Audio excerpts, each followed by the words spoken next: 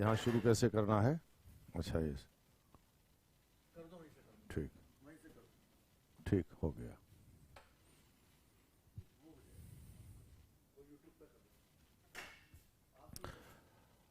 Hello dear students, my name is Anil Kumar Shrivastava from Ojanka IAS. We are going to discuss public administration, that is chapter first, paper first, what I mean to say. And in the chapter first यानी पहले chapter में हम लोग paper first के पहले chapter में जो topic discuss कर रहे हैं, मीनिंग, स्कोप एंड सिग्निफिकेंस, उसमें हम लोग मीनिंग और स्कोप डिस्कस कर चुके हैं। सिग्निफिकेंस पर हम लोग चर्चा करने जा रहे हैं। सिग्निफिकेंस पर भी चर्चा कुछ कर चुके हैं, शुरुआत किए थे। Let me say further discuss or shed more light on this. Significance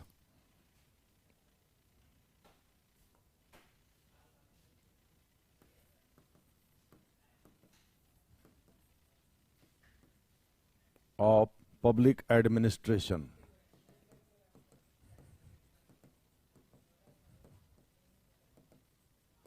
लोक प्रशासन का महत्व या लोक प्रशासन की उपादेयता।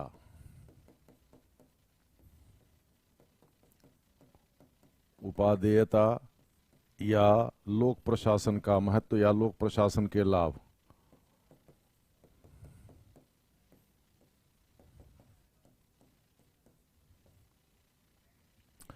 सिग्निफिकेंस ऑफ पब्लिक एडमिनिस्ट्रेशन, मैंने बताया था आप लोगों को कि जब भी आपसे कोई पूछे कि भाई किसी विषय को पढ़ने से आपको क्या लाभ मिलेगा, तो उसका बड़ा सीधा जवाब है कि भाई ऐसा है कि अगर हम जिस उद्देश्य से इसकी तैयारी कर रहे हैं, जैसे सिविल सर्विसेज में जाने का, मान लीजिए खुदा न खास्ता हमारा उसमें नहीं हुआ, तो हमारे लिए प्रोफेशन के रास्ते खुले रहेंगे। यानी हम यूनिवर्सिटी या कॉलेज में प्रोफेसर हो सकते हैं, लेक्चरार जिसको कहते हैं, असिस्टेंट प्रोफेसर या जो भी, यहाँ से शुरू कर सकते हैं। हम किसी एनजीओ से जुड़ सकते हैं, हम किसी और सोशल एक्टिविटीज़ में काम कर सकते हैं, जैसे हम कोई लीडर बन सकते हैं, हम कोई अन्य सोशल एक्टिविस्ट बन सकते हैं, बन करके काम कर सकते हैं। ठीक है, हम इस मामले में कुछ और भी चीज़ें कर सकते हैं। यानी केवल यहीं तक हमारी सीमा नहीं है। हम इंस्टीट्यूट में जैसे हम कर रहे हैं, खुदा न खास्ता अगर ऐसा होता है, ऐसा होगा नहीं, वैसे आप सफल होंगे।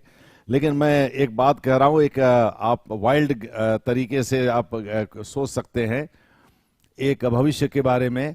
थोड़ा सा आप निगेटिव जब होंगे तो इस तरह की सोच आपके मन में घर कर सकती है कि भाई अगर हम सिविल सर्विस में सफल नहीं हुए तो क्या, राज्य सिविल सेवा के लिए आपके पास स्कोप रहेगा।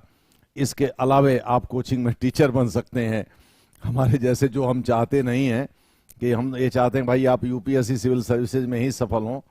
ठीक है, तो इस प्रकार से बहुत सारी संभावनाएं हैं। There are couple, more than couple, or you can say dozens of possibilities. There are dozens of possibilities. दूसरे शब्दों में दर्जनों संभावनाएं हैं। इंसान अगर ज्ञानार्जन करता है, बेकन कहता है ये नॉलेज इज पावर, दूसरे शब्दों में ज्ञान में शक्ति होती है, तो पूरी दुनिया आज की डेट में इसी पर संचालित हो रही है। तो आपके लिए तमाम तरह की संभावना। इसी प्रकार से लोक प्रशासन का महत्व जब हम पढ़ते हैं तो इसमें हम 4-5 एरिया को एक्सप्लोर करते हैं। जैसे लोक प्रशासन का दायरा यानी रेंज किन किन चीजों से तय होता है।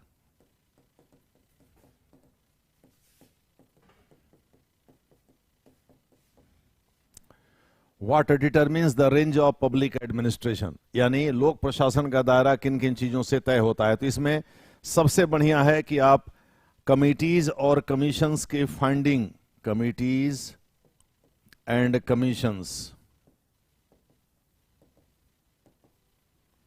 की फाइंडिंग्स, यानी जो उनके निष्कर्ष हैं, उनकी जो खोज है उसको, यानी समितियों और आयोगों के द्वारा जो विभिन्न पहलू पर जांच के लिए जो ये गठित हुए थे, उससे जो उन्होंने खोज निकाला या जो अपना रिकमेंडेशन दिया, अपनी अनुशंसा की, उसके आधार पर जो चीजें सामने आई उसको इसमें जोड़ दिया तो इसका दायरा बढ़ गया।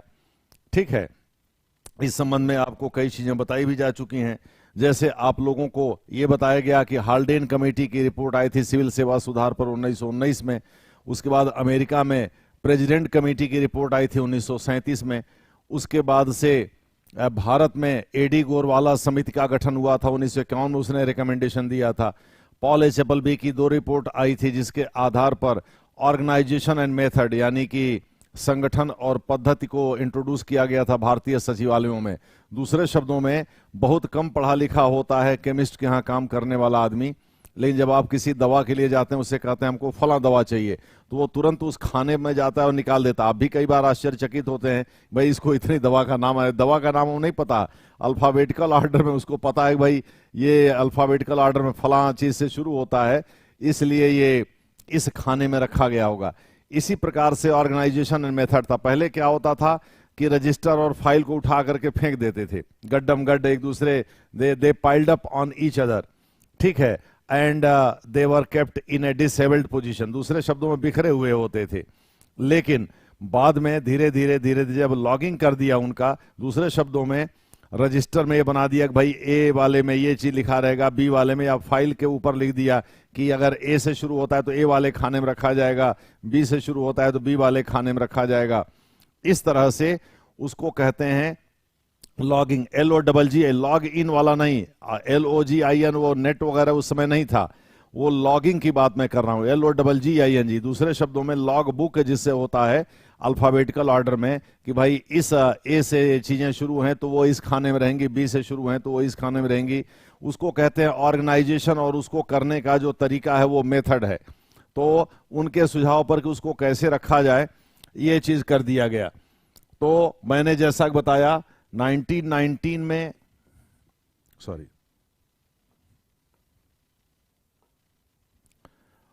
1919 में Haldane committee recommendation, HALDANE, Britain में आया था, यूके में।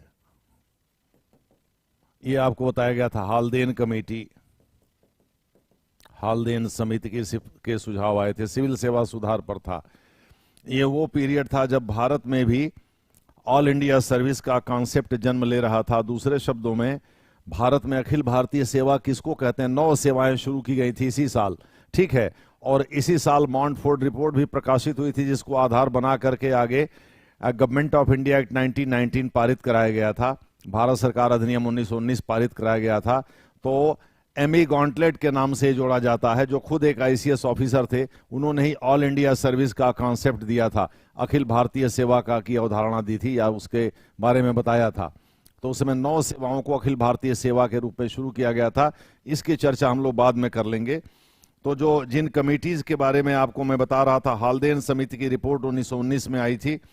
इसके बाद president's committee on administrative management, यानी प्रशासन को मैनेजमेंट से, मैनेजमेंट का मतलब क्या होता है आपको मैंने एक बहुत छोटा एग्जांपल देकर के बताया था कि जैसे घर में शादी है तो अब जैसे 250 लोग बाराती घराती मिला करके मान लीजिए होने हैं, तो आप 300 का खाना बनवा दीजिए, 50, लेकिन खाना ज्यादा मत बनवाइए, नहीं 500 का बनवा दीजिए, खाने में बच जाए, पता चला अगले दिन जो है ले जा करके वो गाय वगैरह को खिलाना पड़े, सब पनीर की सब्जी और सब खराब हो जाए। तो मैनेजमेंट का मतलब arresting the wastage, ARRESTI, arrest का मतलब खाली गिरफ्तार करके पुलिस कस्टडी में रखना नहीं होता है, यानी कि जो वेस्टेज है यानी जो अपव्यय है उसको भी रोकना अरेस्ट कहलाता है। दूसरे शब्दों में to minimise the resource losses, यानी संसाधनों की जो कमी होती है, संसाधनों का जो नुकसान होता है उसको कम से कम करना मैनेजमेंट है।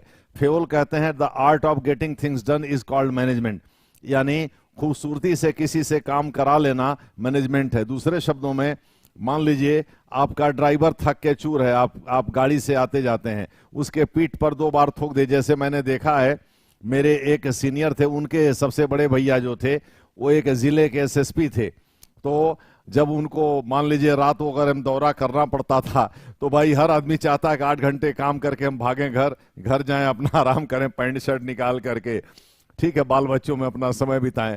वो क्या करते भाई, पुलिस आईपीएस और आईएएस के लिए तो कोई समय निर्धारित होता नहीं है। पता चला रात को थानेदार ने फोन किया कि सर फलाने जगह डकैतों का ऐसे हो गया, चलो तो ठीक भाई तुम अपना फोर्स लेके पहुंचो, हम भी पहुंच रहे हैं।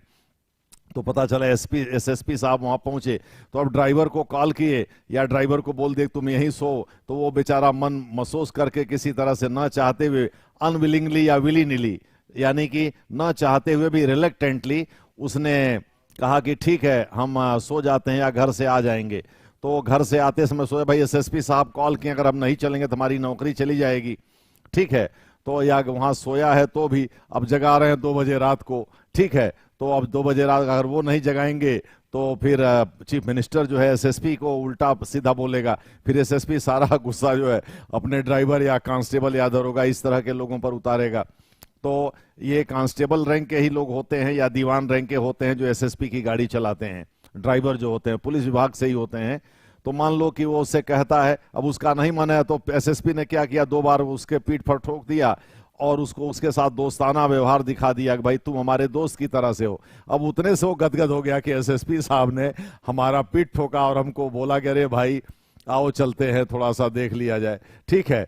इतना मैंने 2 पुचकार का शब्द कह देने से वो कूद करके काम करेगा, वो आंख मुंह जो मलता हुआ उठा था वो धो करके अपना एकदम फिट हो जाएगा। साहब चलें, बैठिए साहब, और तुरंत गाड़ी अपना खोलेगा, अपने भी बैठ जाएगा ड्राइविंग सीट पर और बगल में एसएसपी साहब को भी बैठाएगा, पीछे कार में एसएसपी साहब को बैठा देगा, आर्दली और या एक सिक्योरिटी गार्ड अन्य रहता ही है, वो अपना गेट वोट खोलेगा, एसएसपी साहब बैठ जाएंगे, एसएसपी साहब चल देंगे जहां दरोगा या जो भी एसएचओ वगैरह जहां फोर्स लेकर के बुलाया है वहां पहुंच जाएंगे। कुल मिला जुला के कहने का मतलब, किसी से हंसा कर, जैसे हमारे यहाँ एक ठो है तो वो वकील, लेकिन मैनेजमेंट उसको बहुत बढ़िया आता है। वो दोस्तों से मान लो मैं कलम लगाया हूं तो पहले खूब वो हंसाएगा, पेट कोचेगा, फिर जोक सुनाएगा, और जब आप खूब हंस करके मस्त हो जाएंगे, जब उसको लगेगा कि आप उसके गियर में फंस चुके हैं, तो धीरे से कलमियां निकाल लेगा, निकाल के और चलता बनेगा। अब आप इतना हंस चुके हैं तुरंत गुस्सा आएगा नहीं, और मित्र पर आप गुस्साएंगे कैसे, ठीक है। तो जब तक आप कुछ समझे तब तक लेकर के कलम गायब, और वास्तव में वो मजाक नहीं करता, वो कलमियां लौटाएगा ही नहीं, यानी वो रियल में कलम ले लेता है आपका, वो लौटाएगा नहीं। तो वो उसका मैनेजमेंट है। दूसरे शब्दों में, आपकी पत्नी रात में जो है खाना वाना बना करके थक के सोई हुई हैं, और रात में मान लीजिए आपके मौसा जी आ जाते हैं, 1 बजे रात को उनकी ट्रेन आती है, तो कहते हैं भाई चलते हैं बबुनवा के घर, और उसके बाद से अब आपको आपकी पत्नी को उठाना है, चाय वो बनवाना है, या अगर खाना नहीं खाएं तो उनको खाना खिलाना है। तो पत्नी तो भाई अंदर से जो है वो नानुकुर करेगी ही, ऊपर के मन से भले वो करे, और मन से नहीं करेगी तो हो सकता है सब्जी ठीक ना बने, दाल ठीक ना बने, चावल ठीक ना बने। तो इसलिए आप थोड़ा सा पत्नी की अपनी तारीफ कर देंगे, थोड़ा पीठ उठ ठोक देंगे, थोड़ी प्रशंसा कर देंगे, तो पत्नी गदगद हो जाएगी और वो कूद कूद करके काम करेगी। इसी को मैनेजमेंट कहते हैं। दूसरे शब्दों में, if someone feels exhausted or enervated, what I mean to say, and if you put a pat on his back, his or her back, so he or she would take extra interest in completing the job। कहने का मतलब यह है कि आप अगर कोई आदमी काम करके थका हुआ है और अगर उसके पीठ पर आपने ठोक दिया थोड़ी देर के लिए, तो वह कूद करके काम करेगा। यही मैनेजमेंट है। दूसरे शब्दों में, किसी को हंसाकर, पुल्हाकर, किसी को गुदगुदा कर, किसी को मनाकर अपना काम निकाल लेना ही मैनेजमेंट है। इसीलिए नरेंद्र मोदी ने अभी एससीओ की बैठक में जो समरकंद में उज्बेकिस्तान में हुई थी, शंघाई कोऑपरेशन ऑर्गेनाइजेशन का, उसमें कहा पुतिन साहब से कि आज की डेट में कोई युद्ध नहीं चाहता। तो कल फ्रांस के राष्ट्रपति जो इमैनुअल मैक्रों हैं, संयुक्त राष्ट्र जनरल असेंबली के एनुअल सेशन को संबोधित करते हुए कह रहे थे, वो मोदी साहब की तारीफ कर रहे थे। कुल मिला जुला के कहने का जो तात्पर्य है वो ये है कि वो भी एक मैनेजमेंट है कि भाई चलो दुनिया को दिखाने के लिए देखो हमने पुतिन साहब से ऐसी बात किया। अब पुतिन साहब उसके बाद और एग्रेसिव हो गए हैं, आज और भी मिसाइलों का अटैक बढ़ा दिया है, खास करके उधर जो जहां विद्रोही सक्रिय थे पहले से, वोलोदोमिर जेलेंस्की के विरुद्ध डोनेट्स्क शहर वगैरह में जो है वो पहले वहां और ज्यादा उन्होंने मिसाइल हमले बढ़ा दिए हैं। लेकिन एक वाहवाही लेने के लिए एक बात हो गई, वो भी एक मैनेजमेंट का हिस्सा है कि भाई देखो हमने पुतिन साहब से ऐसी बात किया, कहा कि भाई कोई युद्ध नहीं चाहता है और आप युद्ध रोक दीजिए, ठीक है, तो सांप भी मर गया, लाठी भी नहीं टूटा। दूसरे शब्दों में अमेरिका भी खुश हो गया, भाई मोदी साहब तो अपने तरफ से प्रयास कर ही रहे हैं। अब वो अंदर से प्रयास था कि जेन्युइन प्रयास था या ऊपर से दिखावे का प्रयास था, तो ये तो अब मोदी साहब ही जानते हैं, लेकिन इसको हम लोग मैनेजमेंट जरूर कहेंगे। इसी प्रकार से मैनेजमेंट, जैसे मान लीजिए चीन ने बॉर्डर पर, सीमा पर अपना अकड़ दिखा रखा है, तो अब कैसे उसको जो है समझाया जाए चीजों को। अब जैसे मान लीजिए घरों में जैसे महिलाएं जब होती हैं तो बंदर वगैरह बालकनी में आ जाते हैं, तो रोटी लेने के लिए वो पहले मुंह चिढ़ाएंगे, तो महिलाएं डर करके भाग जाती हैं वो रोटी लेकर के, उनका काम हो जाता है। लेकिन वही कुछ महिलाएं या कोई कोई पुरुष है तो वो अड़ करके खड़ा हो गया तो बंदर ही भाग जाता है। तो वो भी एक मैनेजमेंट है। यानी अगर डरने से आप डर गए, और वो कहने का तात्पर्य यह है कि अगर बंदर के डराने से आप डर गए और वो रोटी लेके आपका चला गया, तो इसका मतलब आपके पास मैनेजमेंट का तरीका नहीं है। लेकिन आप रोटी बचा लें और बंदर को भगा दें, ये मैनेजमेंट है। मारे बिना बंदर को आप डट गए बस, वो अगर मुंह चिढ़ा रहा है आपको तो आप भी मुंह उसको चिढ़ा दीजिए, उसको लगेगा भाई हमसे ज्यादा लंठ तो यही है, और उसके बाद से बंदर भाग जाएगा। That is management. What I mean to say, management is to in fact to get things done without in fact harming others interest, दूसरों के बिना नुकसान पहुंचाए हुए किसी काम को करा लेना, या दूसरों को बिना स्ट्रेन किए हुए, दूसरों को बिना तकलीफ दिए हुए किसी काम को करा लेना ही मैनेजमेंट है।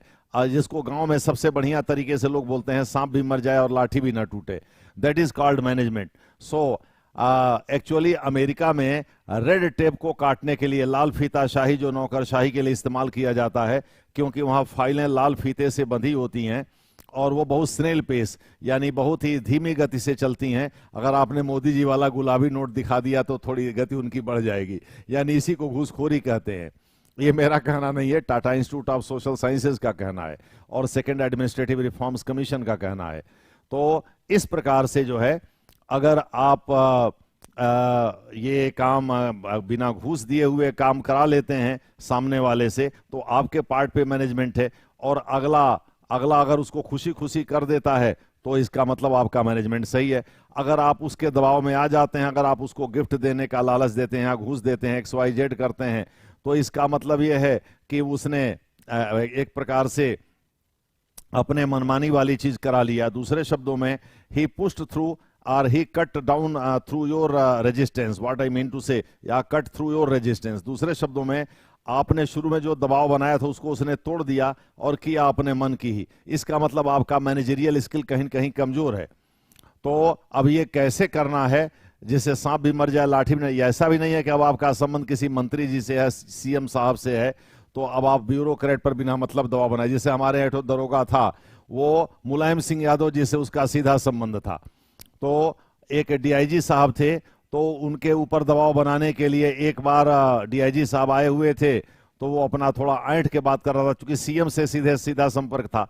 फिर एक बार DIG साहब ने क्या किया, खैरा की लकड़ी थाने के पीछे गिरवा दिया और उसको भेज दिया दौरे पर। SSP से कहा कि भाई इसको हम दूसरे जिला में भेज रहे हैं, दूसरे जिला में, भाई DIG के पास ये पावर है ही।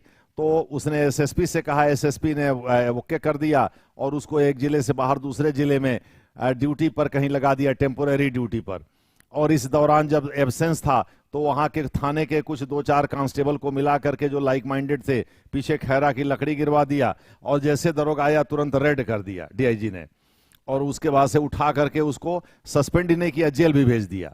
ठीक है, और कहा कि अगर सजा होगी 2 साल उससे ऊपर की, तुमको नौकरी से भी हटा देंगे। IG साहब को या SSP साहब दोनों को हम लिख देंगे। SSP को लिखेंगे तो सस्पेंशन का पावर SSP के पास होता है, दरोगा को नौकरी से हटाने का पावर IG के पास होता है। ठीक है, तो IG साहब को लिख देंगे। और उन्होंने ये भी कहा कि अब जाओ देखें तुम CM साहब कैसे तुमको बचाते हैं, क्योंकि अब तो मामला कोर्ट में चला जाएगा, अब CM साहब की चलेगी नहीं। तो कहने का तात्पर्य यह है कि भाई एक IPS से टकराया और IPS ने अपना मैनेजरियल दिमाग लगाया और दरोगा को ला दिया उसके घुटने पर। He was brought to his knees, what I mean to say. तो ऐसी स्थिति में मैनेजमेंट स्किल DIG साहब का ज्यादा अच्छा था, दरोगा जो है बिना मतलब का ऐंठ रहा था वो। तो एडमिनिस्ट्रेटिव जो स्किल है उससे बेहतर मैनेजरियल स्किल होता है। एडमिनिस्ट्रेटिव स्किल होता है एक्सिक्यूशन का। If you get a things done only through your skill और merit, what I mean to say, that is called administration or administrative skill. But if you get things done without harming the interest of others and taking others on board or others into confidence, what I mean to say, यानी दूसरों को अपने भरोसे में लेकर या दूसरों को अपने साथ रख करके अगर आप चलते हैं और फिर भी काम करा लेते हैं तो उसे मैनेजमेंट कहते हैं. Hence management is always considered a step ahead of administration. दूसरे शब्दों में प्रशासन से मैनेजमेंट बेहतर माना जाता है. तो एडमिनिस्ट्रेटिव मैनेजमेंट की जो कमेटी बनी थी 1937 में अमेरिकी राष्ट्रपति की, वो रेड टेप को काट करके काम को तेज करने के लिए ही बनी थी. अमेरिका में इस तरह के बहुत प्रयोग हो रहे थे. भैया अगर अमेरिका को महान बनना है तो उसको ब्यूरोक्रेसी के द्वारा जो कब वेब है, जो मकड़जाल है, उससे बुना हुआ, उससे निकलना पड़ेगा बाहर और आकर के चीजों को फ्लेक्सिबल, लचीलापन बनाना पड़ेगा. तभी जाकर के वहां तो F-16 विमान भी प्राइवेट सेक्टर्स में बनते हैं. आप देखते हैं बोइंग जो है वहां ना केवल ये एरोप्लेन बनाता है बल्कि एयरक्राफ्ट भी बनाता है, यानी लड़ाकू विमान भी बनाता है, हवाई जहाज भी बनाता है. तो वो सब प्राइवेट सेक्टर में बनते हैं. तो प्राइवेट सेक्टर अगर लाल फीताशाही का शिकार होगा तो काम ही नहीं कर पाएगा. Hence ease of doing business is considered supreme in the United States of America. यानी अमेरिका में कोई कारोबार आसानी से हो सके, इसको सबसे ज्यादा तरजीह दी जाती है. What I mean to say, तो इसी के लिए 1937 में गठित हुआ था. यह भी प्रशासनिक सुधार के तहत ही आएगा. और आजादी के तुरंत बाद गिरिजा शंकर वाजपेयी की अध्यक्षता में सचिवालयों में जो भ्रष्टाचार था उसको दूर करने के लिए कमेटी बनाई गई थी. उसके बाद से आपके 51 में एडी गोरवाला कमेटी, 53 और 55 में Paul H Appleby committee, A D Gorwala committee, ये सब आपको जिक्र किया गया था. एडी गोरेवाला ये खुद भी एक ICS ऑफिसर रह चुके थे. GOREWALA, AD Gorewala committee, COMMITTE समिति, ये 1951 में बनी थी. और 1953 और 55 दो खेप में रिपोर्ट दिया था पॉल एच एपलबी ने. PAULHAPPLBY. Paul H. Appleby, he was an American administrative expert or an American expert on administration. प्रशासनिक चिंतक भी थे और प्रशासन के एक्सपर्ट भी थे. तो ये पंडित जवाहरलाल नेहरू की सरकार ने इनको निमंत्रण दिया था और इन्हीं के सुझाव पर, एडी गोरवाला ने भी इसी तरह का सुझाव दिया था, लेकिन इनके सुझाव पर O&M को इंप्लीमेंट किया गया था, ऑर्गेनाइजेशन एंड मेथड को. O&M was implemented in the central secretariat, केंद्रीय सचिवालय में O&M को लागू किया गया. इसके बाद जो है और भी बहुत सारी समितियां बनी. इनमें सबसे महत्वपूर्ण है 1962 से 64 के बीच जो है वो संथानम समिति, के संथानम समिति.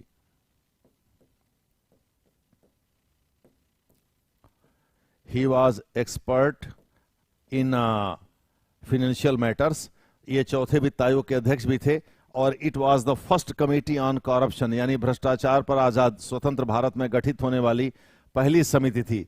It was on the recommendation of K Santhanam committee that in 1964 CVC, central vigilance commission was constituted, यानी केंद्रीय सतर्कता आयोग का गठन हुआ. हालांकि इसे स्टैट्यूटरी स्टेटस 2003 में वाजपेयी सरकार ने दिया, लेकिन CVC का गठन 1964 में के संथानम समिति के सुझाव पर ही हुआ था.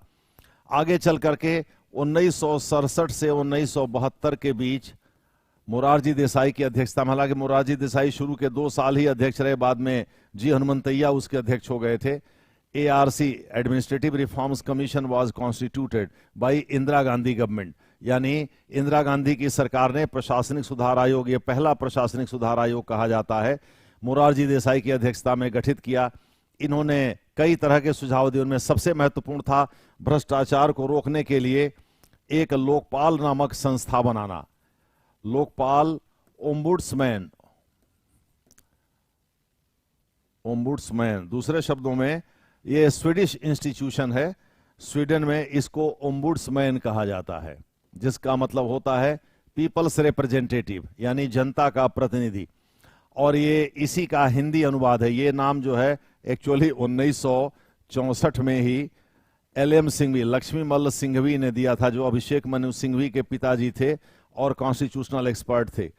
So he coined the term Lokpal. It was a translation of Ombudsman, a Swedish anti-graft agency or anti-graft institution. दूसरे शब्दों में भ्रष्टाचार रोधी संस्था के रूप में ओम्बुड्समैन संस्था पहली बार वहां 1818 में पहली बार स्वीडन में बनी थी। इसी की तर्ज पर आगे करके धीरे धीरे स्कैंडिनेवियन कंट्रीज या नॉर्डिक कंट्रीज और फिर आगे अन्य जैसे पश्चिमी यूरोप में, ग्रेट ब्रिटेन में जैसे पार्लियामेंट्री इन्वेस्टिगेशन कमिश्नर, बाद में न्यूजीलैंड में इस तरह की संस्था बनी। अमेरिका को छोड़ करके ज्यादातर पश्चिमी देशों ने किसी न किसी तरह के भ्रष्टाचार को रोकने संबंधी इंस्टीट्यूशन का निर्माण किया, जिनमें ज्यादातर जगहों पर it is called parliamentary investigation commissioner. ठीक है, अमेरिका में चूंकि रेगुलेटरी कमीशंस हैं, ऑलरेडी 9 रेगुलेटरी कमीशंस हैं, and they are considered an island in the sea. दूसरे शब्दों में सागर में द्वीप की तरह से उनको कंसीडर किया जाता है। उनके बारे में आपको आगे बताया जाएगा। इस वजह से अमेरिका ने इस तरह के इंस्टीट्यूशन का निर्माण नहीं किया, लेकिन ज्यादातर पश्चिमी देशों ने इस तरह के इंस्टीट्यूशन का निर्माण किया, यानी कि लोकपाल नामक संस्था का निर्माण किया। और अपने नवी यात्रा में भारत में भी यह संस्था बन गई। पहली बार 1968 और 69 में श्रीमती इंदिरा गांधी की सरकार ने लोकपाल संबंधी विधेयक प्रस्तुत किया था, लेकिन फाइनली यह पारित नहीं हो पाया। अंततः यह पारित हुआ 2013 दिसंबर में। मनमोहन सिंह की सरकार ने सेकंड एआरसी यानी द्वितीय प्रशासनिक सुधार आयोग के सुझावों को लागू करने के लिए इसमें राष्ट्रीय लोकपाल नामक संस्था के गठन की बात कही गई थी। तो second ARC headed by Veerappa Moily, Congress के वरिष्ठ नेता वीरप्पा मोइली की अध्यक्षता में 2005 में इसका गठन हुआ। 2009 तक 5 साल के लिए इसका कार्यकाल था, 5 को लेकर के 5, 6, 7, 8, 9।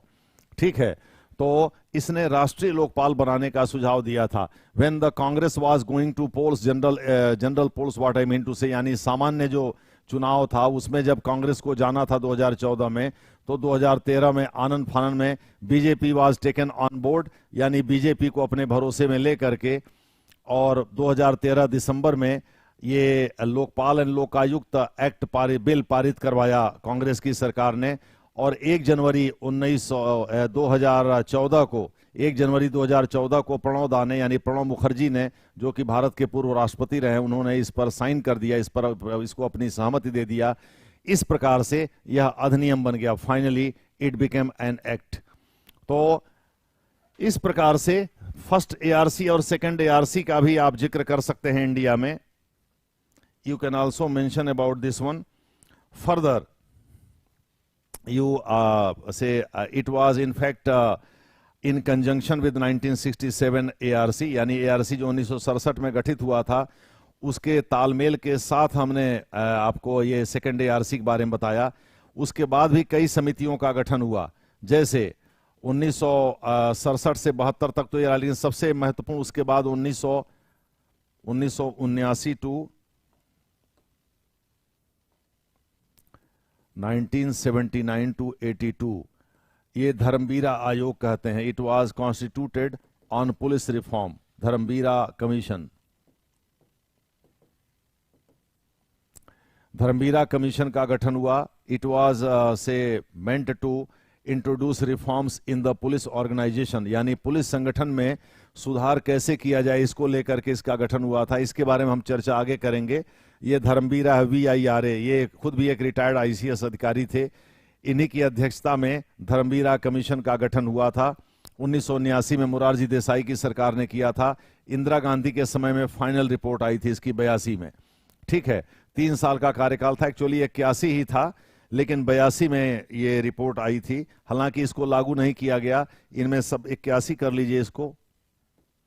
इनमें सबसे महत्वपूर्ण था स्टेट में security council, state security council as it is known, राष्ट्रीय राज्य सुरक्षा परिषद, स्टेट सिक्योरिटी काउंसिल का गठन। इसमें सबसे महत्वपूर्ण था, धर्मवीर आयोग ने कहा कि हर राज्य में एक सुरक्षा परिषद का गठन होना चाहिए, और इस सुरक्षा परिषद की अध्यक्षता जो केंद्रीय राज्य का जो गृह मंत्री है या गृह राज्य मंत्री है वो करे। अगर गृह राज्य मंत्री नहीं है, गृह मंत्री ही गृह विभाग का काम देख रहा है, तो वो इसकी अध्यक्षता करे या गृह राज्य मंत्री करे। डीजीपी, चीफ सेक्रेटरी आदि इसके सदस्य हों और इसमें बहुमत के फैसले के आधार पर ही पुलिस अधिकारियों की ट्रांसफर और पोस्टिंग किया जाए। ठीक है, लेकिन आज तक इसको लागू नहीं किया गया। इसको लागू कराने के लिए, इसकी समीक्षा के लिए वाजपेयी साहब ने 1998 में इन्होंने जेएफ रिबेरो कमेटी का गठन किया था। रिबेरो,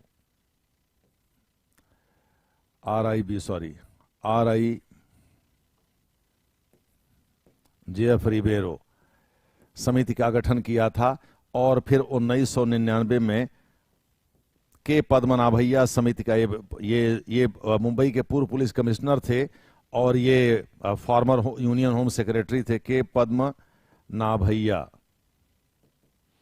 कमेटी का गठन किया था। इन दोनों ने इसे लागू करने का सुझाव दिया, कुछ अन्य भी चीजों के बारे में कहा था। फिर 2000 में क्रिमिनल जस्टिस सिस्टम रिफॉर्म्स के लिए मलिमथ कमेटी का गठन किया था वाजपेयी सरकार ने, मलिमथ कमेटी। और 2000 में ही वेंकट चलैया कमेटी का या कमीशन का गठन किया था। It was a commission to review the working of the constitution, national commission for reviewing the working of the constitution, इसका पूरा नाम है। It was headed by former chief justice of India, that is Venkatachaliah, justice Venkat चलैया। ठीक है, वेंकट चलैया इसके अध्यक्ष थे।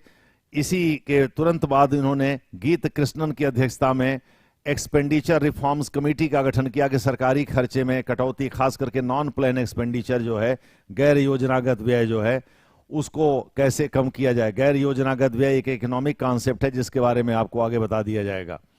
तो इन सभी चीजों से लोक प्रशासन का जो दायरा है वो बढ़ता चला गया। सेकेंड ARC का हमने जिक्र कर ही दिया था, इसका दायरा बढ़ता चला गया। दूसरे शब्दों में इनके जितनी भी फाइंडिंग रही, उन सभी फाइंडिंग के आधार पर लोक प्रशासन की उपादेयता, यानी लोक प्रशासन महत्वपूर्ण है। जब भाई सारा काम IAS IPS को करना है या PCS को करना है और अगर वह भ्रष्ट तंत्र है तो फिर कुछ नहीं हो पाएगा। 1993 में वोरा पैनल ने इस बात की थी, इसलिए उन्होंने निर्वाचन सुधार की बात की थी। आगे चलकर इंद्रजीत गुप्ता कमेटी ने 1996-97 में भी यही बात कही थी। तो खैर वो सब इलेक्शन रिफॉर्म से संबंधित है, इसलिए हम उसका जिक्र यहां नहीं कर रहे हैं। ठीक है, तो इस प्रकार से इनसे लोक प्रशासन में अध्ययन का दायरा बढ़ गया, लोक प्रशासन का महत्व बढ़ गया और लोगों को यह समझ में आने लगा कि भाई ऐसा है। अब जैसे एक WB डॉनहैम है, वो सिग्निफिकेंस में ही हम डिस्कस करेंगे। वो कहता है कि अगर हमारी सभ्यता विनष्ट होती है तो आप मान करके चलिए कि प्रशासन ही नष्ट हो गया। If our civilisation fails, it simply means that our administration has failed, यानी इसका अर्थ यह हुआ कि हमारा प्रशासन ही असफल हो गया, विफल हो गया, इस वजह से हमारी सभ्यता विनष्ट हो गई।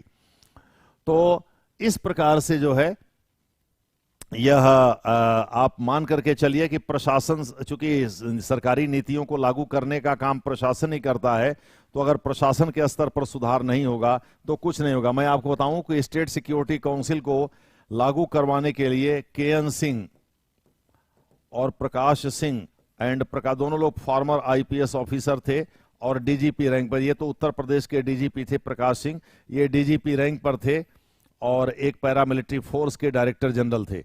इन लोगों ने सुप्रीम कोर्ट में एक पिटीशन भी दाखिल किया था, जिसे सुप्रीम कोर्ट ने 2005 में डिस्पोज ऑफ किया और सभी राज्यों को निर्देश दिया कि वो अपने यहाँ इसका गठन करें। हालांकि कुछ राज्यों ने गठन तो किया, लेकिन बस वो वही है कि जैसे आपने तोते को पाल लिया और तोते को पढ़ा दिया, जितना बोलते हैं बस उतना ही तोता बोलता है, उस तरह से कर दिया। दूसरे शब्दों में खाना पूर्ति कर दी। It was an eyewash, यानी आंख में धूल झोंकने जैसा था। इसका कोई मतलब नहीं था, ये पर्पसिव नहीं था, ये बस ऐसे ही था, आई वॉश था। It was an eyewash attempt, what I mean, it was a stratagem on the part of the states to befool the petitioners and the supreme court. दूसरे शब्दों में सुप्रीम कोर्ट को झांसा देने के लिए या जो याचिका करता थे उनको झांसा देने के लिए यह काम किया गया था। तो और जिन राज्यों ने नहीं किया उनके खिलाफ कोई कंटेम्प्ट हुआ नहीं, यानी उनके चीफ मिनिस्टर को जेल नहीं भेजा सुप्रीम कोर्ट ने न्यायालय की अवमानना के आरोप में, तो दूसरे राज्यों का भी मन बढ़ गया। तो इस प्रकार से अभी भी अधर में लटका हुआ है। हालांकि 2005 के इस फैसले को CBI डायरेक्टर की नियुक्ति के मामले में अभी NV रमन्ना ने, जो जायसवाल साहब इसमें CBI के डायरेक्टर हैं, उनके नियुक्त के समय इसके एक उदाहरण को कोट किया था, लेकिन उससे क्या होना है? दूसरे शब्दों में, जिन आईपीएस अधिकारियों का रिटायरमेंट 6 माह से कम रह गया है, उनको सीबीआई डायरेक्टर के पोस्ट के लिए कंसीडर न किया जाए, ये भी इसी दौरान सुप्रीम कोर्ट ने कहा था।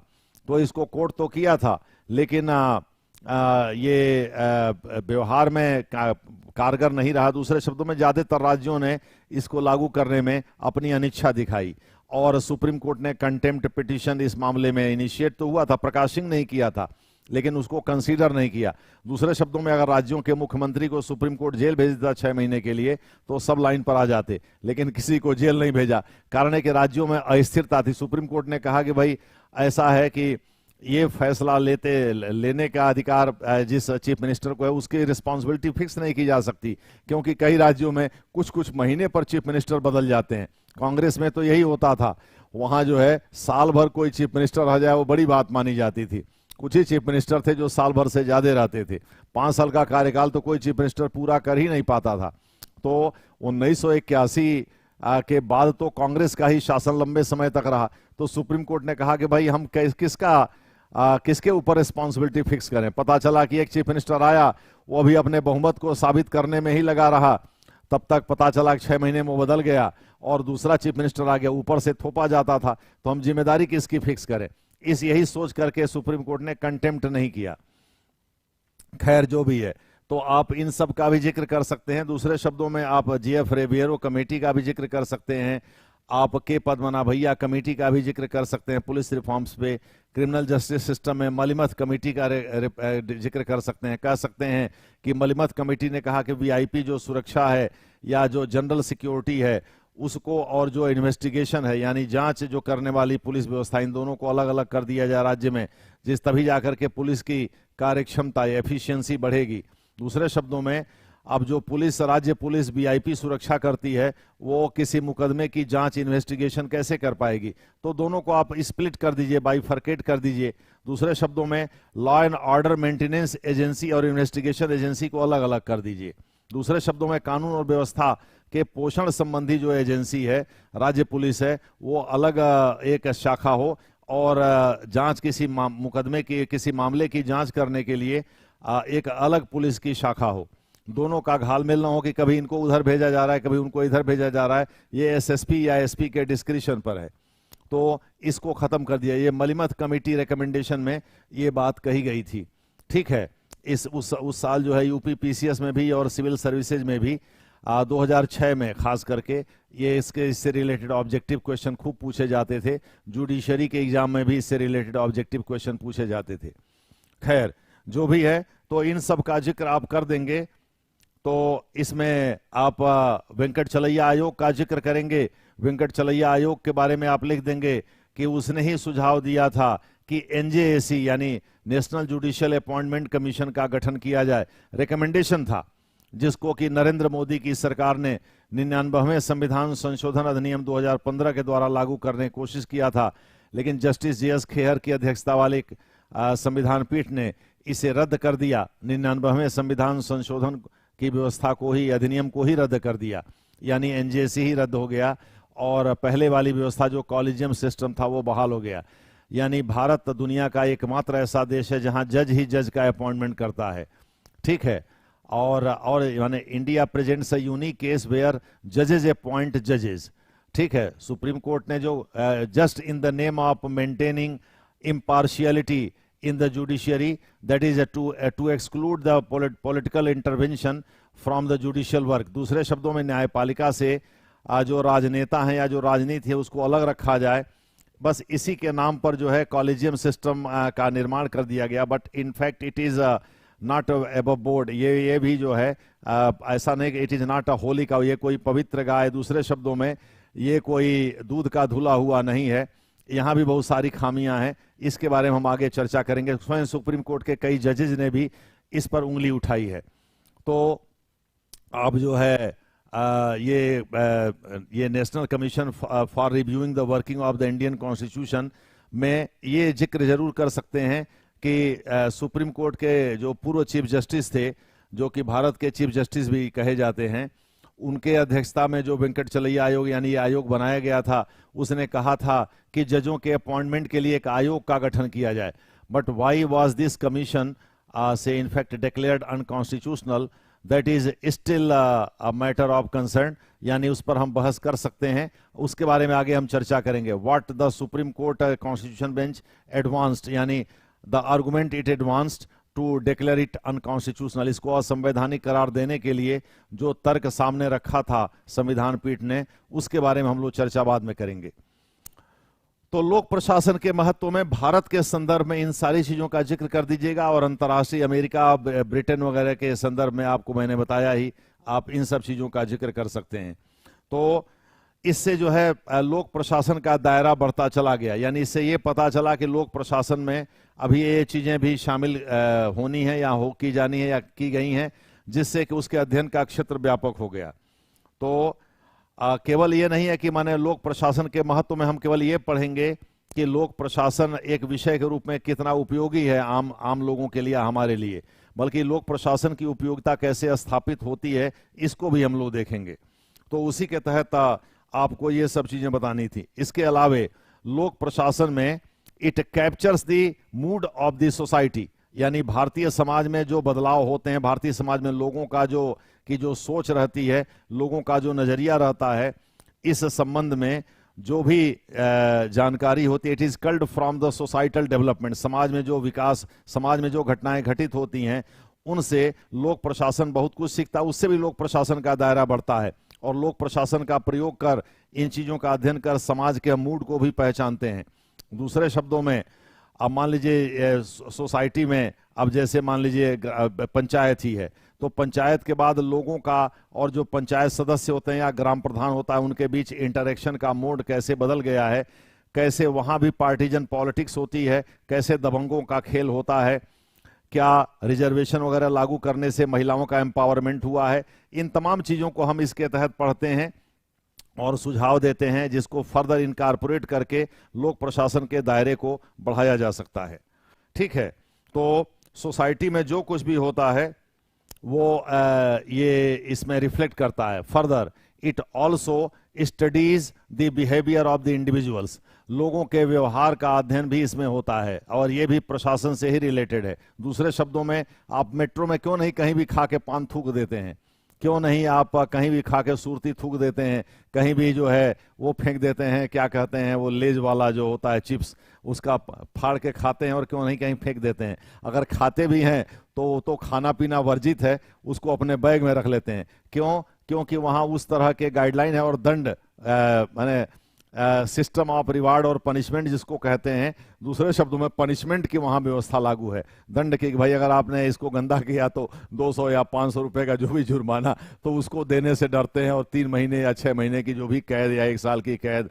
तो आप सोचते हैं अभी जो है वो CISF वाले पकड़ करके अंदर कर देंगे सब, और हर जगह CCTV लगा हुआ है.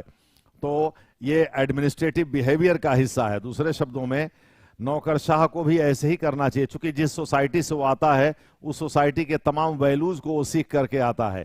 अब जैसे मान लीजिए कि आप IAS हो गए, आप इस गुमान में है कि हम IAS हो गए, हम बहुत बड़े तुर्रम खाम राजा महाराजा हो गए, और पता चला हमारे जैसा शरीफ आदमी सड़क के किनारे से जा रहा है, और पानी आज बरसा ही है, गड्ढे में पानी लग गया है, और आप अपनी कार को बहुत तेजी से, ड्राइवर से बोलते हैं तेजी से निकालो, और वो छपक्का मारते हुए उस गड्ढे से आगे बढ़ जाता है. तो पीछे जो व्यापारी वर्ग आ रहे हैं, अन्य लोग आ रहे हैं, वो आपके व्यवहार को देखेंगे. भाई जब पुलिस कमिश्नर साहब या ज्वाइंट CP साहब या एडिशनल CP साहब जब इस तरह की हरकत कर रहे हैं, तो हमको करने में क्या दिक्कत है. तो मैक्स वेबर यही कहता है कि नौकरशाहों के व्यवहार से समाज के दूसरे लोग जो है बहुत कुछ सीखते हैं. जैसे हमारे यहाँ एक IAS अधिकारी आया था, वो जमाई लेता था तो मुंह पे उंगली लगा लेता था. तो हमारे गांव के एक सज्जन थे जो वहाँ चपरासी काम करते थे तहसील में, वो भी अपना जमाई लेते थे तो मुंह पर उंगली लगा लेते थे. कहने का तात्पर्य यह है कि जैसे व्यवहार ब्यूरोक्रेट करेगा, वैसे व्यवहार उसके नीचे तबके के लोग करेंगे. इसी प्रकार से वो चाय शुरू के नहीं पीता था. बहुत सारे ब्यूरोक्रेट हैं जो क्लास कॉन्शियस होते हैं और वो चाय शुरू के नहीं पीते हैं, तो वो भी चाय, पहले वो चाह बोलते थे, बदिया में चाय बोलने लगे, और वो भी शुरू के पीना बंद कर दिए ठंडा करके. क्यों भाई, तो आप तो चाय बहुत तेजी से पीते थे, अगल बगल वाला भी सुनता था. अरे हमारे SDM साहब जो हैं वो चाय ऐसे पीते हैं कि बगल वाले को भी पता नहीं चलता। तो वो उसको गांव में बोलते हैं सिरवा कर, यानी ठंडा करके उसको पीते थे, जिससे कि मुंह ना जले, जिससे सू सू ना करना पड़े और तेजी से सुरुकना ना पड़े। तो इस प्रकार से जो है नौकरशाहों का जो व्यवहार है लोक प्रशासन में, उसकी भी स्टडी होती है।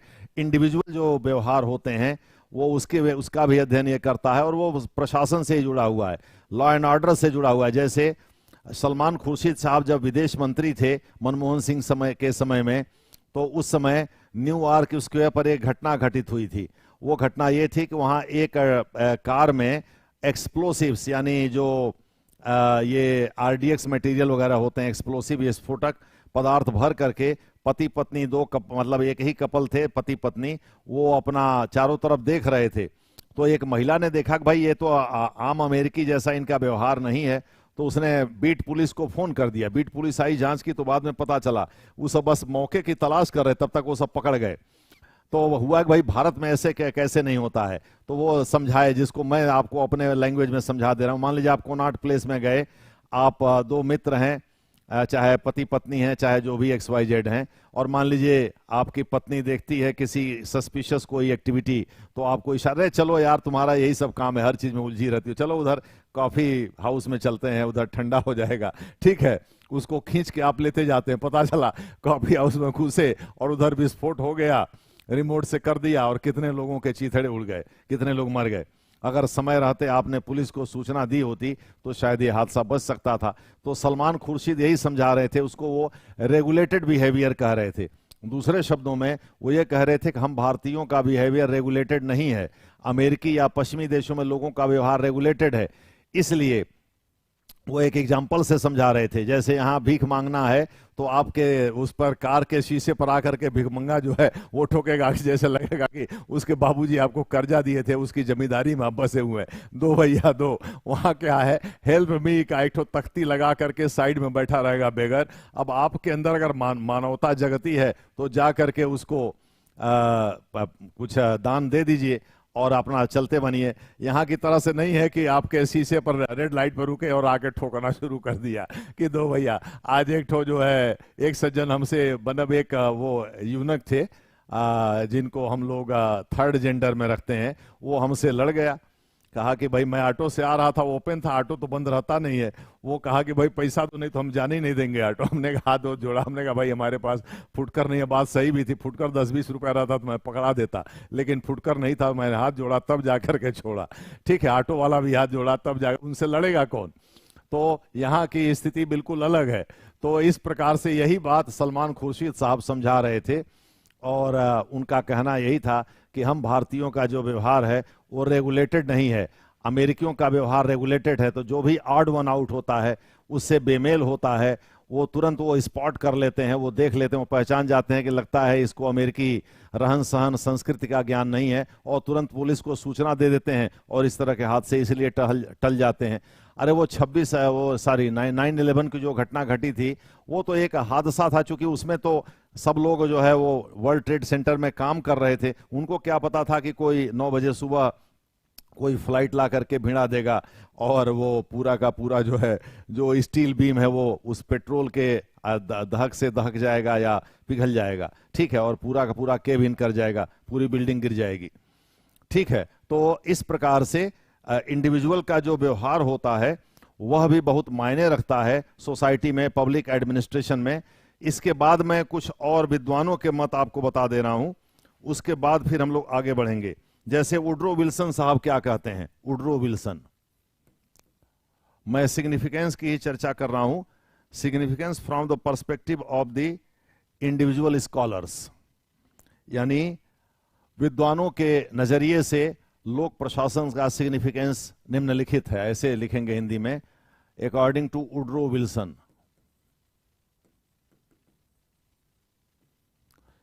वुड्रो विल्सन के अनुसार आप लिखेंगे कि वुड्रो विल्सन कहते हैं कि administration is the most obvious part of government. दूसरे शब्दों में, सरकार को अगर समझना है तो आप प्रशासक को देखिए। प्रशासक जिस तरह से काम करेगा, इसका मतलब है कि सरकार दुरुस्त काम कर रही है, जनता के कल्याण के लिए काम कर रही है। तो administration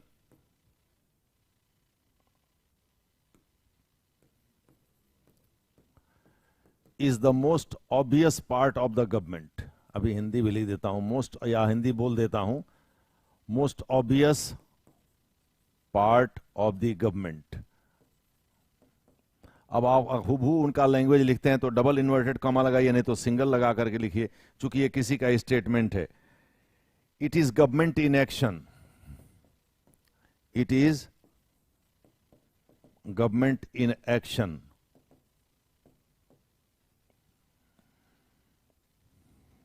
It is the executive, the operative and the most visible side of the government. It is the executive, operative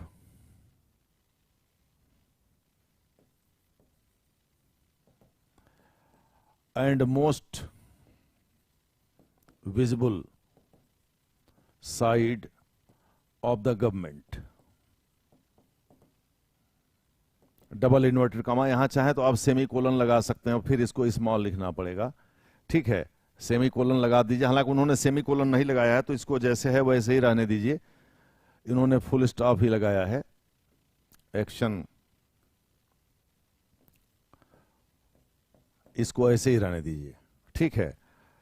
it is the executive, operative and most visible side of the government. दूसरे शब्दों में कोई भी देख सकता है प्रशासन को। दूसरे शब्दों में, जैसे मैं अपने गांव की बात बता रहा हूं, एक बार जो है हमारे यहाँ एक मर्डर हो गया था, यानी भाई ने ही मिलकर के भाई को मार दिया था।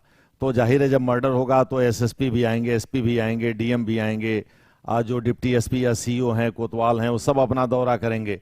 तो वो सब आए तो उससे पता चल गया। अब सब लोग अपना किवाड़ बंद करके घरों में छिप गए, और जो दिखाई पड़ता था उससे पूछते, सब कहाँ घूम रहे हो, क्या तुमने देखा। तो इस वजह से कुछ बताना ना पड़े, लोग और अंदर हो गए। दूसरे शब्दों में मोस्ट ऑब्वियस पार्ट है। दूसरे शब्दों में कोई भी आदमी देख सकता है कि प्रशासन यहाँ उपस्थित है, ठीक है। जैसे आज भी डीएम के सामने, एसएसपी के सामने जाने में लोगों की हालत खराब हो जाती है, बहुत सारे लोग जाने से डरते हैं। तो गांव में, पूरे गांव में दहशत का माहौल था कि भाई एसएसपी साहब आ गए हैं, डीएम साहब आ गए हैं, फला आ गए हैं, ढिमका आ गए हैं। सब दौड़ा करते थे। पता चला थोड़ी देर पहले एसएसपी साहब गए तो डीआईजी साहब भी आए थे, डीआईजी साहब गए तो डीएम साहब का दौरा, डीएम साहब गए तो एसडीएम साहब आए, एसडीएम साहब गए तो सीओ साहब या एसडीएम साहब के साथ ही सीओ साहब आए, ठीक है। और जो एसएचओ और इंस्पेक्टर कोतवाल जो थे, 3 स्टार जो पीतल वाला होता है कोतवाल होते हैं, स्टील वाला जो होता है वो सीओ होते हैं। वो स्टील वाला जो होता है वो गस्टेड पोस्ट होता है, और पीतल वाला non gazetted post, non gazetted वाला ही कोतवाल होता है। मैं यूपी की बात बता रहा हूँ, ठीक है। दिल्ली में तो 3 स्टार वाला जो होता है वो एसएचओ होता है, और वो पीतल वाला ही लगाता है, होता नॉन गस्टेड ही है, लेकिन 3 स्टार होता है एसएचओ का। तो इस प्रकार से जो है पूरे गांव के लोगों को पता चला। अरे साए साए बोलते थे लोग कान में, अरे प्रशासन यहाँ उपस्थित है। लोग कहते भी थे डीएम साहब, एसएसपी साहब, फलाना ढिमका आ रहे हैं, जा रहे हैं, भैया घर ही में रहो, अंदर 2-3 दिन तक निकाला नहीं तो पकड़ के सब लगेंगे पूछने। और पुलिसों वाले अपना लाठी उठी लेकर के, राइफल उफल लेकर गाँव में घूमते थे सब, और जो दिखता था उससे पकड़ करके पूछते, तुमने क्या देखा, तुम कहाँ है सब। सब लोग अपना किवाड़ बंद कर करके, और अगर किसी का गेट भड़बड़ा दिया, पता चला किसी शरीफ आदमी ने भी भड़बड़ा दिया, तो घर में हालत पतली, सबकी हालत खराब। लगता था कोई पुलिस वाला ही ना भड़बड़ा रहा हो। जैसे मैं बगल में चाचा का गया, गेट भड़बड़ाया, हमारे पटीदार हैं, तो वो पहले तो घबराए, बाद में झांक करके देखे तो कहे, अनिल क्या यार तुम इस तरह से काम करते हो, हम समझे को ना पुलिस वाला आ गया है, ठीक है। तो प्रशासन जो है चारों तरफ दिखाई पड़ता है, उसका रौब जो है, रुआब ही मेन होता है, वो दिखाई पड़ता है, जिसको इकबाल कहते हैं उर्दू में। It is government in action, वो सरकार एक्शन में थी उस समय। और इट इज द एग्जीक्यूटिव, यानी दूसरे शब्दों में जो नीतियों को लागू करे और जो परिचालन का काम करे। दूसरे शब्दों में ये भी उसी से संबंधित है। दूसरे, जैसे मान लीजिए पंचायत सेक्रेटरी है, वो भी जूनियर ब्यूरोक्रेट है, भले ही वो नॉन गजेटेड पोस्ट है। तो वो एग्जीक्यूटिव को, यानी बीडीओ साहब और एडीओ साहब को भी, बीडीओ साहब को रिप्रेजेंट करता है जो कि गजेटेड पोस्ट है, ठीक है। और साथ ही वो ग्राउंड पर आकर काम भी करता है, ग्राम प्रधान के साथ मिल करके देखता है, चीजों का सर्वे करता है। अब दूसरी बात है, भ्रष्टाचार के कारण वो चीजें बहुत स्पष्ट नहीं हो रही हैं, तो ऑपरेटिव पार्ट है। और most visible side of the government, यानी कोई भी दूर से देख के बता सकता है कि भाई ये सरकारी मुलाजिम हैं, या ये सरकारी अधिकारी हैं, या सरकारी कर्मचारी हैं। चूंकि लोगों को इस बात की समझ है कि कौन सरकारी है कौन है, खास करके उनके इलाके का अगर है तो इस प्रकार से वुडरो विल्सन साहब ये कहते हैं।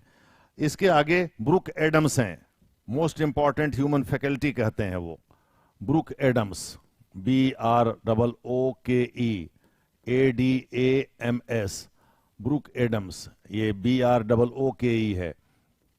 ये कहते हैं administration is the most important human faculty, most important human faculty, सबसे महत्वपूर्ण इंसानी समझ है। फैकल्टी का मतलब यहां समझ से है, ठीक है। इट्स चीफ फंक्शंस, इसका मुख्य कार्य जो है, is to, its chief functions is to facilitate social change, is to facilitate social change and cushion the stock, its stock, and cushion, CUSHION, cushion the stock of social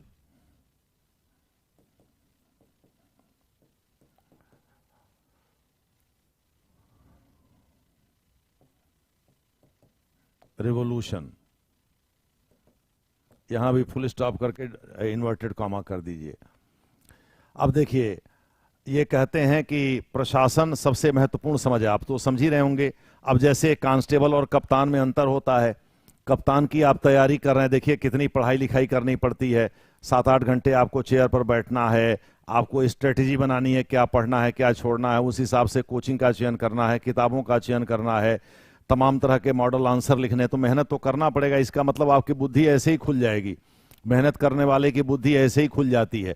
अब राहुल गांधी से जाकर कोई कहे कि भाई पीएम जब किसी दूसरे देश के हेड ऑफ गवर्नमेंट या हेड ऑफ स्टेट से मिलता है तो चाय कैसे पीता है, कैसे उठता बैठता है, तो वो तो तुरंत बता देंगे, क्योंकि वो उसी व्यवस्था में पले बढ़े। लेकिन हमको और आपको सीखना पड़ेगा। दूसरे शब्दों में, आप हम और चाहे जितने भी बड़े तुर्रम खां हो जाएं, लेकिन हम लोग, प्रधानमंत्री जब कहीं जाता है तो कैसे उठता बैठता है, कैसे लोगों से हाथ मिलाता है, क्या कर्टसी होती है, क्या प्रोटोकॉल होता है, ये हम और आप बस जब तक व्यवहार में पढ़ करके कहीं पढ़ लें तो बता देंगे, या कहीं टीवी में देख लें सुन लें तो। लेकिन सच्चाई है कि जो उससे गुजरा है वो तो ऐसे ही बता देगा। उन्होंने अपने बाबूजी को देखा, उन्होंने अपने दादी को देखा है, राहुल गांधी ने अपने दादी को भी देखा है। अरे राहुल गांधी 51-52 साल के हो गए, ठीक है। तो कहने का मतलब administration is the most important human faculty. दूसरे शब्दों में, जो समझ पैदा होती है प्रशासन करने की, वह समझ एक खास कल्चर के कारण होती है। जैसे विदेशों में अभी भी, जैसे सऊदी अरब में मान लीजिए राजशाही है। अब जैसे मान लीजिए ब्रिटेन में क्या है, क्वीन एलिजाबेथ द्वितीय का निधन हुआ और चार्ल्स जो उनके पुत्र हैं वो वहां के सम्राट बन गए, तो वहां वंशानुगत व्यवस्था है, लेकिन फिर भी वो बहुत सारी चीजों को विरासत में सीख लेते हैं अपने बुजुर्गों से। तो यह एक इंपॉर्टेंट ह्यूमन फैकल्टी है जो एक ऐसी समझ पैदा करती है भाई हमको चीजें कैसे करनी है, यानी लोगों को कैसे हमको कंट्रोल करना है, कैसे उनके साथ व्यवहार करना है। प्रशासन में ही तो कैसे उनके कल्याण के काम करना, प्रशासन में यही सब आता है। Its chief function is to facilitate social change, सामाजिक बदलावों को यह जन्म देता है। दूसरे शब्दों में, प्रशासन की ही देन है कि आज सती प्रथा भारत में 1987 के बाद किसी को सती होते नहीं सुना। ये उसी की देन है कि आज अनुसूचित जाति जनजाति के लोग डीएम होते हैं, एसएसपी होते हैं या और बड़े पदों पर जाते हैं। आज की डेट में तमाम ओबीसी लीडर देश के सर्वोच्च पदों पर, संवैधानिक पदों पर आसीन है। आप देखिए अभी राष्ट्रपति अनुसूचित जनजाति की हैं, द्रौपदी मुर्मू, और वहां पहुंच गई, ठीक है। तो ये सामाजिक जो बदलाव है ये भी प्रशासन की ही देन है।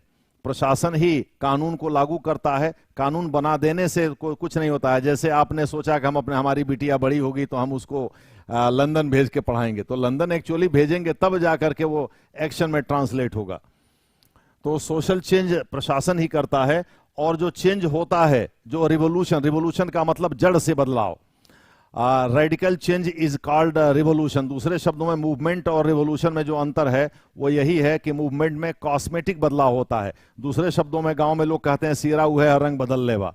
कहने का मतलब ये है कि आपके अब जैसे माइकल जैक्सन थे, वो उनकी उम्र बढ़ रही थी, फिर भी वो प्लास्टिक सर्जरी वगैरह करा करके जवान बने रहते थे। तो कॉस्मेटिक सर्जरी करा करके मूवमेंट किया जाता है। इसीलिए भारत में कुछ लोगों का मानना है कि माओ से तुंग जैसा कोई बड़ा लीडर पैदा नहीं हुआ, चूंकि चीन में रिवॉल्यूशन हुआ था, अमेरिका में जॉर्ज वाशिंगटन थे, उस तरह का कोई लीडर भारत में पैदा नहीं हुआ, फ्रांस में डी गॉले जैसा कोई भारत में पैदा नहीं हुआ, गोल्डा मायर जैसे महिला थी, इजराइल की प्राइम मिनिस्टर भी थी, उनके जैसा कोई भारत में नेत्री या नेता जो भी है वो प्राइम मिनिस्टर या कोई बड़ा लीडर पैदा नहीं हुआ। ठीक है, इसी प्रकार से अफ्रीका में भी एक रिवोल्यूशन ऑफ सॉर्ट्स था। नेल्सन मंडेला को कुछ लोग जो है दबी जुबान ही सही गांधी से ग्रेट बताते हैं। ठीक है, इसी प्रकार से जहां ब्लडलेस रिवोल्यूशन ब्रिटेन जैसे जगहों पर हुआ, वहां भी बड़े बड़े लीडर पैदा हुए, नहीं हुए रहते तो हमारे ऊपर शासन कैसे करते। आज मानसिक रूप से हम उनके गुलाम हैं, हम अंग्रेजी पढ़ते हैं, अंग्रेजी में पढ़ाते हैं। ठीक है, तो यूपीएससी में भी आज की डेट में टॉपर्स जब से व्यवस्था लागू हुई है आजाद भारत में, अंग्रेजी बोलने वाला, अंग्रेजी जानने वाला ही आईएएस टॉपर होता रहा है। कोई हिंदी माध्यम का टॉपर तो मैंने नहीं सुना है। हाँ, टॉप 5 में या टॉप 10 में कोई आ जाए बात दूसरी, लेकिन पहली पोजीशन तो अंग्रेजी वालों के पास ही जाती रही है। ठीक है, और हाल के दिनों में तो मुझे लग रहा है कि हिंदी जो में चीजें लिखते पढ़ते थे उनकी स्थिति बहुत खराब थी, इधर 1-2 साल से चीजें सुधरी हैं। तो जो सामाजिक बदलाव होते हैं उन बदलावों को अस्थायी रूप देना यह भी प्रशासन का काम होता है। जैसे मैंने बताया ना कि द्रौपदी मुर्मू आज की डेट में राष्ट्रपति हैं, वो एकदम गरीब परिवार से, अनुसूचित जनजाति, संथाल जनजाति से आती हैं। अब यह इस व्यवस्था को आगे बढ़ाना भी प्रशासन का कार्य रहा है। अब देखिए, आज का समय समाप्त होता है, इसी तरह की चीजों की चर्चा हम लोग कल भी करेंगे, अगले लेक्चर में करेंगे। ठीक है, अभी इसमें 1-2 विद्वानों का मत रह गया, जैसे W.B. डॉनहैम का है, पॉल H. एपलबी का है, इन लोगों का कथन है। कुछ और चीजें हैं जिसके बारे में हम लोग आगे चर्चा करेंगे। ठीक है, तब तक के लिए आप लोग ओजांग का आईएएस के प्लेटफॉर्म से अन्य लेक्चर देखते रहिए। धन्यवाद। कैसे होगा सर?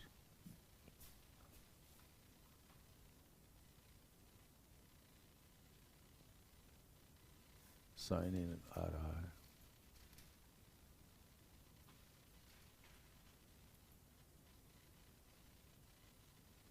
एग्जिट वाला ऑप्शन नहीं आ रहा है।